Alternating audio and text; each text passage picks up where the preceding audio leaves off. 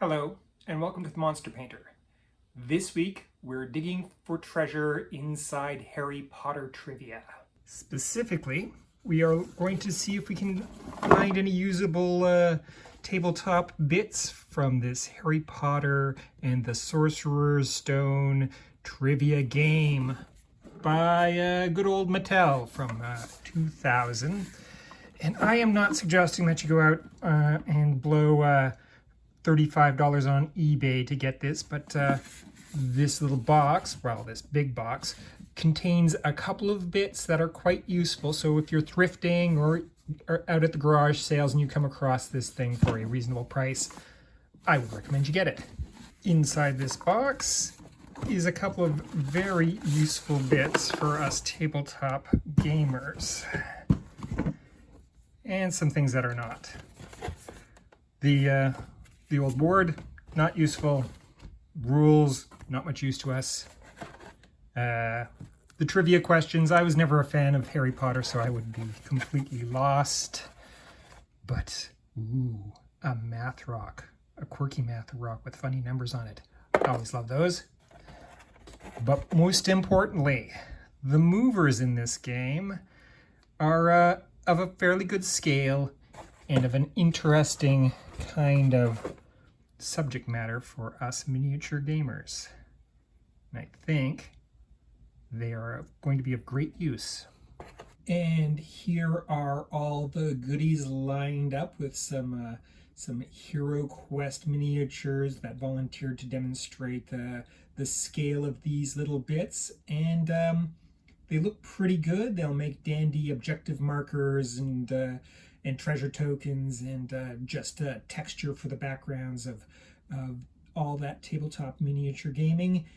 But the proof will be in the paint job, so I'm going to prime them up and we're going to see how they look. Milton Bradley has provided us with some lovely miniatures for this game. Solid pewter, well detailed, nice and heavy, and with a definite range of usefulness for our tabletop gaming. First up is the owl and the Quidditch ball. I have done old Hedwig here up as a barn owl.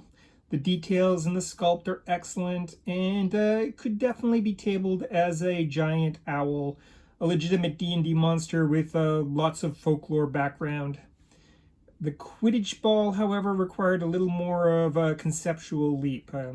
It's way too big to be a 28mm Quidditch ball, but painted up as a freaky flying eyeball, it could definitely get used as either a spell effect or possibly as a flying eye, which is an obscure but, again, perfectly legitimate Dungeons & Dragons monster.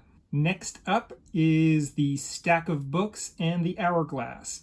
Now, these books are definitely pushing credible scale in 28mm, but there are books this big in the historic records, so they're outlandish but not outrageous. And moreover, in a fantasy setting, you can push reality or even just explain it away as a books from the collection of an ogre mage or something like that, if anyone cares or questions their scale. And definitely make some excellent treasure markers, and I'm going to use them in future games of Frostgrave for that purpose. The hourglass, however, is my least favorite model in the whole set. It's a bit large, and it has a weirdly shaped glass. Not great. But I thought I might lean into that odd shape and make it into a lava lamp hourglass thing, and it could function reasonably well as an objective marker or a background texture in some kind of high magic setting. And yeah, I think it's passable. Finally, the real gems of the set, the cauldron and the treasure chest.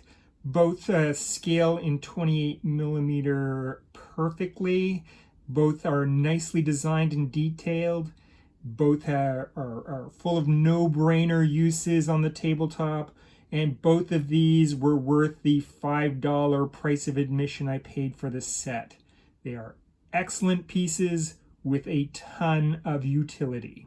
And here is everything in their natural habitat, an evil wizard's lair. Next week on The Monster Painter, it's Battleship Galaxies.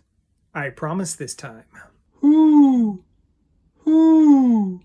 Remember to like, comment, and subscribe. You